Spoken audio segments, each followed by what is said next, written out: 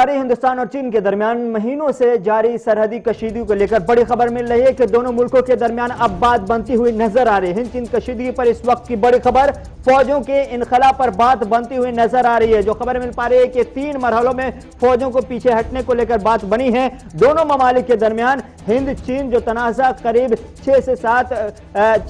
एक लंबी मुद्दत से करीब अप्रैल से ही जारी ये तनाज़ा अब खत्म होने के आसार इसको लेकर नजर आ रहे हैं। इस वक्त जो बड़ी खबर मिल रही है वो ये कि तीनों मुल्कों के दरमियान 3 मरहले में फौजी इनकलाब पर बात बन चुकी है। अप्रैल मई से दोनों मुल्कों के दरमियान सरहद पर लद्दाख में कशीदगी बरकरार है और अब कहीं ना कहीं ये कशीदगी का दौर खत्म होने के आसार नजर आ रहे हैं। और अब इस वक्त जो खबर मिल रही है कि 8वें राउंड में जो कमांडर सतह की मीटिंग हुई थी, उस मीटिंग में यह तय किया गया था कि फौजी इनखला कैसे मुमकिन हो। अब बात जो निकलकर सामने आ रही है कि 3 मरहलों में फौजों के पीछे हटने पर बात बन गई है और दोनों ममालिक की फौजें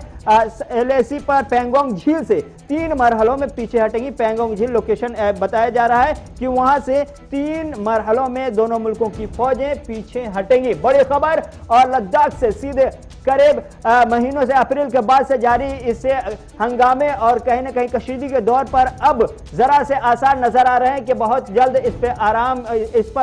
पर रोक लग सकती है और ये कशीदगी का दौर खत्म हो सकता है। हमारे साथ हमारे एग्जीक्यूटिव एडिटर इशफाक गौहर भी लाइव जुड़ चुके हैं। इशफाक, क्या कुछ खबर है? बड़ी दिनों बाद फौजी इनखला को लेकर खबर मिल रही है और हिंद चीन के दरमियान लद्दाख में जो सरहदी कशीदगी है वो कशीदगी के खत्म होने के कहीं ना कहीं आसार नजर आने, क्या है पूरी खबर?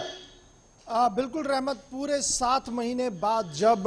लद्दाख के अंदर चीन और भारत की फौजें आमने सामने आई, उसके बाद पहला मौका है जब इस तरीके के उम्मीद लगाई जा रही है और इस तरीके के आसार दिख रहे हैं कि शायद अब फौजी इनखला दोनों तरफ से किया जाएगा और इलाके को उसी तरीके से छोड़ दिया जाएगा जिस तरीके से अप्रैल और मई की वस्त के दौरान था। इस तरीके के इशारे जो हैं वो मिले हैं चीन से भी और इसी तरीके के इशारे जो है मिले हैं भारत सरकार के मुख्तलिफ इदारों से भी। हमारी जो हाईएस्ट सोर्स से बात हो रही है उसमें जो बड़ी खबर आ रही है वो ये है कि 6 नवंबर को जो मीटिंग हुई थी जिसमें एक्सटर्नल अफेयर्स मिनिस्ट्री के टॉप मोस्ट ऑफिसर नवीन श्रीवास्तव भी मौजूद थे, DGMO मौजूद थे और फिर चीन से भी बड़े अधिकारी मौजूद थे। तकरीबन 5-7 घंटे वो मीटिंग हुई थी। मुख्तलिफ प्रपोजल्स आपस में बांटे गए थे, उसमें बातचीत हो रही थी और अब दोनों तरफ से जो बात सामने आ रही है वो ये है कि 3 मरहलों के अंदर अंदर ये सारा इनखला जो वो होगा। 3 मरहलों के अंदर अंदर फौजी इनखला जो है वो करने की बात सामने आ रही है। अगरचे भी ऑफिशियल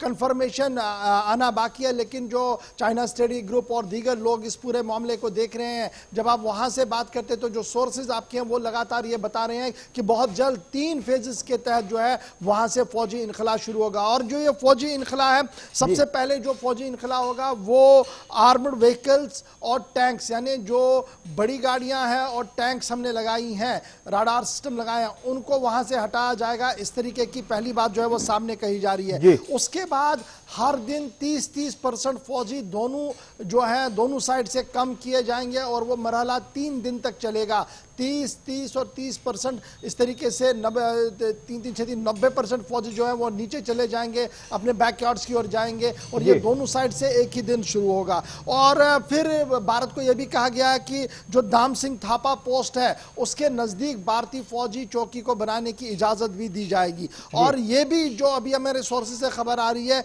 जो हाईएस्ट माउंटेन ट्रेन्स है, क्योंकि एक बड़ी कामयाबी उस वक्त भारत को मिली थी जब इन्होंने ऊंची पहाड़ियों पर कब्जा किया था। उसके बाद से ही जो गिव एंड टेक वाली पोजीशन थी वो और मजबूत हो गई थी। उसी का यह नतीजा है कि अब ये जो तीसरा मरहला है उसमें यह कहा गया कि जो ऊंची पहाड़ियों पर भारत की फौजें बैठी हैं या कहीं चीन की फौज पैंगोंग के ऊपर पहाड़ियों के ऊपर रिज के ऊपर बैठी है, उन्हें वो खाली करेंगे। ये तीसरे मामले पर होगा। और चशूल और रजिंगला ये बड़ा इंपॉर्टेंट है क्योंकि चशूल बाउल जो है वो इस वक्त टारगेट के अंदर है और रजिंगला पर पूरी तरह से भारतीय फौजी हैं। इस वजह से काफी ज्यादा परेशानी जो है वो चीन के ऊपर आई और जिस तरीके से एक मनसूबाबंद तरीके से भारत ने उन सभी चोटियों को अपने कब्जे में लिया और उसके बाद नेगोशिएशन प्रोसेस को और आगे बढ़ाया, उसी का लगभग यह नतीजा है कि इस वक्त चीन की तरफ से यह कहा जा रहा है कि मरहलावार तरीकों से जो है फौजी इनखला जो और डिसएंगेजमेंट की बात जो हो रही है, यह बड़ा इंपॉर्टेंट है। यहां पर मौसम का मिजाज कैसा है,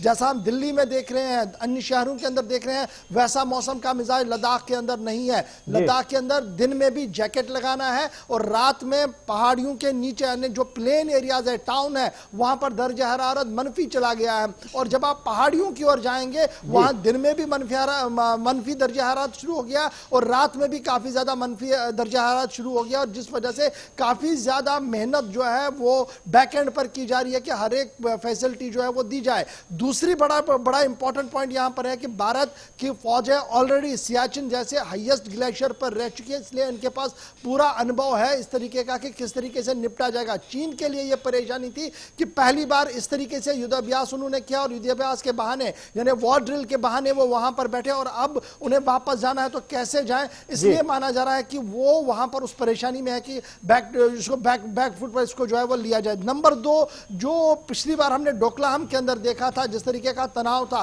तो इसी तरीके से थी, G20 समिट था और कुछ और बातें चल रही थी, तो अचानक से चीन ने वहां डोकलाम से भी अपनी फौजें वापस बुलाना शुरू कर दिया था और एक डिप्लोमेटिक विन जो है वो वहां पर कही जा रही थी। तो आज भी जो डिप्लोमेटिक प्रेशर है, इंटरनेशनल प्रेशर है और स्पेशली जो फौजियों की स्ट्रेटजी वहां लद्दाख के अंदर रही है, शायद ये एक बहुत बड़ी वजह है कि इस वक्त की बड़ी खबर जो आ रही है कि मरहलावार 3 मरहलों के अंदर अंदर फौजी इनखला होगा, लेकिन ये कब से शुरू होगा इस पर अभी थोड़ा सा इंतजार और करना होगा। तो क्या इस वक्त ये मान लिया जाए कि अरुणाचल से लेकर के लद्दाख तक के तमाम मकामात से फौजी इनखला हुआ या फिर सिर्फ लद्दाख में ही? तकनीकी खराबी का जो फोन लाइन डिस्कनेक्ट हो चुका है, हम कोशिश करेंगे फिर से जुड़ने की, लेकिन बड़ी खबर इस वक्त सीधे मिल रही है कि लद्दाख को लेकर के अप्रैल से ही हिंदुस्तान और चीन के दरमियान सरहदी कशीदगी का दौर जारी था। 8 राउंड की मिलिट्री लेवल पर कमांडर सतह की मीटिंग हुई, उसके अलावा वजीर खारजा की मीटिंग हुई, वजीर दिफा की मीटिंग हुई। इन तमाम सूरत हाल के बाद अब जो कुछ तस्वीर बड़ी अच्छी बनती हुई दिखाई दे रही है और जो दोनों मुल्कों के दरमियान जो कशीदगी का दौर है वो खत्म होता हुआ नजर आ रहा है। 3 मरहलों में फौजी इनखला को लेकर के बात बनी है, लेकिन इशफाक मैं ये समझना चाह रहा था कि क्या अरुणाचल से लेकर के लद्दाख तक के जहां जहां पर 50 लाख से ज्यादा फौजों की तैनाती है उन तमाम इलाकों से फौजों की इनखला होगी या सिर्फ लद्दाख में? देखिए, अभी जो बेसिक है वो सिर्फ लद्दाख है और लद्दाख के अंदर जिस तरीके का पेंगोंग TSO है, चशुल है, आसपास के एरियाज है जहां पर लगातार सिर्फ 400 मीटर की दूरियों पर फौजें हैं, यानी टैंक से टैंक तक अगर आप दूरी देखेंगे तो सिर्फ 400 मीटर की है और हर एक हरकत को मॉनिटर किया जा रहा है। यही वजह है कि on the top of the agenda सिर्फ लद्दाख है, इसलिए लद्दाख से इनखला हो, लद्दाख के अंदर तनाव खत्म किया जाए सरहद पर और ये सरहदी मामला उसी तरीके का हो जो अप्रैल और मई के वस्त के दौरान था, तो उसी पर जो है वो पूरी बातचीत हुई है। लेकिन अभी भी थोड़ा सा इंतजार करना होगा क्योंकि चीन हमेशा कहता कुछ है करता कुछ है। इस बार अगर वो करता है तो जरूर वर्ल्ड ओपिनियन भी कोई चेंज लाएगा अपनी सोच में, अदरवाइज फिलहाल थोड़ा सा इंतजार करना होगा। 3 मरहलों के तरीके से फौजी इनखला होगा, कैसे होगा, कब होगा, इसके लिए थोड़ा सा इंतजार, क्योंकि माना जा रहा है कि जो चाइना स्टडी ग्रुप है वो आने वाले दिनों में मीटिंग ले रहा है। उसके बाद नेक्स्ट राउंड ऑफ टॉक्स इसी महीने होना है, इसी हफ्ते में होना है, जिस दौरान ये फाइनल किया जाएगा कि किस तरीके से कहां पर और किन की फौजें कैसे कम करनी होंगी और मॉनिटरिंग का सिस्टम क्या कुछ होगा, वो भी बहुत बड़ा इंपॉर्टेंट है। इशफाक, क्या ये मान लिया जाए फिर कि एक मीटिंग जो कल हिंदुस्तान के वजीर आजम जिसमें शामिल थे आलमी प्लेटफॉर्म पर, चीन के सदर भी थे, कल एक और मीटिंग है जिसमें शामिल होंगे और एक और मीटिंग है इसी महीने, 3 मीटिंग है, क्या इन मुलाकातों की वजह से हिंदुस्तान और चीन के दरमियान जो कशीदगी का दौर था उसको खत्म करने की बहुत ज्यादा संजीदगी से कोशिश की गई और उसका नतीजा सामने दिखाई दे रहा है? देखिए, रूस के अंदर जो पहल हुई थी अगरचे हमने इमीडिएटली उसका इफेक्ट नहीं देखा और तज्जिया निगारों और सियासी माहिरीन का यह मानना था कि एक्सपेक्टेशन थी कि जल्दी जल्दी होगा, नहीं हुआ, लेकिन एक follow up government of India की तरफ से चलता गया। उसी फॉलो अप का नतीजा जो खबर हमने अभी थोड़ी देर ब्रेक की है बड़ी खबर के तौर पर कि फौजी इनखला हो सकता है। एक तो यह है जो वर्चुअल कॉन्फ्रेंसेस हो रही है, शायद इसमें दबे अल्फाज में ही सही, लेकिन प्राइम मिनिस्टर मोदी ने भी अपनी बात रखी, पाकिस्तान की तरफ से बात रखी गई, चीन की तरफ से बात रखी गई। अगर ये 1-to-1 मीटिंग होती, टेबल पर सब बैठे, हो सकता है साइड लाइन पर हाशिए पर कोई और बात होती तो और ये आगे बढ़ता, लेकिन वैसा हुआ नहीं। लेकिन जरूर जब डिप्लोमेटिक चैनल्स काम करते हैं और सबको पता होता है कि मेरी बात को मॉनिटर किया जा रहा है, पूरी दुनिया देख रही है और जो लोग हमारे साथ है इस कॉर्पोरेशन के अंदर, इस कॉन्फ्रेंस के अंदर, वो स्पेशली इसका जवाब भी देंगे, तो जरूर बातें कही जाती है और उसका असर जो है वो ग्राउंड पर भी होता है। और मुझे लगता है कि अगर ये वर्चुअल नहीं होती, 1-to-1 1 होती तो शायद और ज्यादा बेहतर बात होती, और बजाय यहां दिल्ली से वहीं से कोई ना कोई ऑर्डर भी आता, वहीं से कोई ना कोई प्रेस कॉन्फ्रेंस के जरिए बात भी सुनने को मिलती। लेकिन बड़ी बात यह है कि डिप्लोमेसी और डिप्लोमेटिक चैनल्स ये दोनों इंपॉर्टेंट है, और उसी का असर हमने देखा आज, जो चाइना की पॉलिसी पर भी हम असरअंदाज होते हुए देख रहे हैं, जहां पर वो मान रहे हैं कि मरहलावार तरीके से होगा। अब देखना होगा कि डिफेंस के पॉइंट ऑफ व्यू से कितना ये अहम है, क्या डिफेंस स्ट्रेटेजिकल लोग इसको अडॉप्ट कर पाएंगे, एक्सेप्ट कर पाएंगे या नहीं, या उनकी अपनी थ्योरी होगी,